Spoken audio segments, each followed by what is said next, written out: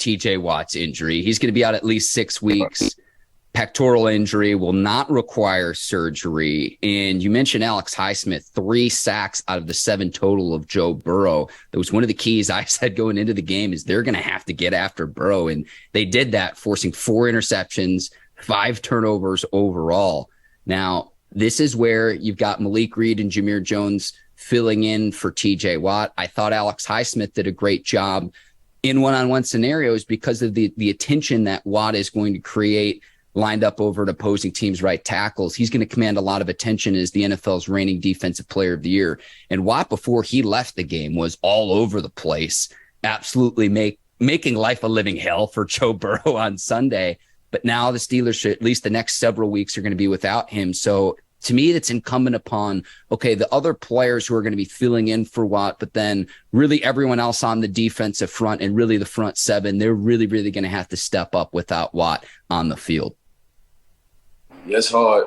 It's hard. I mean, to get to our point against TJ Watt, 6 weeks is perfect. You know, you rather him out 6 weeks to get the young man back than have him out for the rest of the year. The former defensive player of the year in TJ Watt, so say. But it's just when TJ is on the field, it's just, you know, you always got a chance because he's always going to make a play.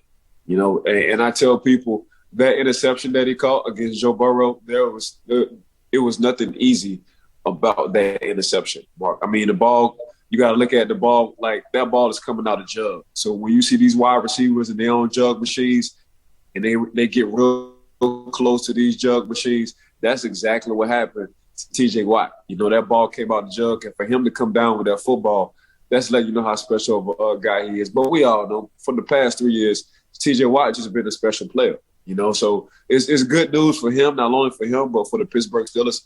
Just saying 6 weeks says a whole lot, but somebody's going to step up. You know, and I think Coach T is going to figure out the matchups when it comes down to defensive lineman. He want he wanted to use Alex Highsmith. If you want to use Devin Bush coming off the edge or so say. So we shall see. Mm-hmm. So I know Coach T, he gets very creative, and this is what he lives for. You know, he loves adversity because he loves the challenge. So we shall see, but that's good news for Pittsburgh and TJ Watt. He's not out for the season.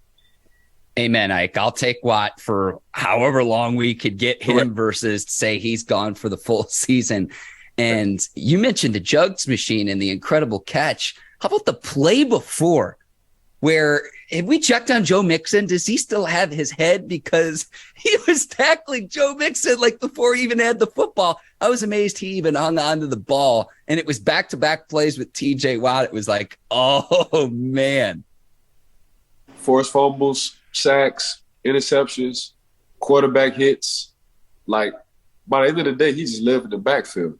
You know, it's hard to substitute a guy like that. That's why it's going to take a few guys. But you got to give a big shout-out to the Pittsburgh Steelers secondary as well.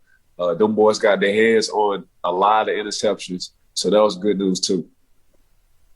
You mentioned Watt, Ike, and one thing that you said really stuck out to me is potentially Devin Bush coming off the edge. I think a lot more stunts. You can get a little bit more creative because whether it's Malik Reed, Jameer Jones, whoever ends up filling for Watt, that player is not going to be TJ Watt because everyone points to with Watt, oh, well, he tied Michael Strahan's single season sack record. Remember, he also led the NFL on tackles for a loss a season ago. So TJ Watt, not just a pass rusher, talking about being a disruptive player wherever he is at on the field.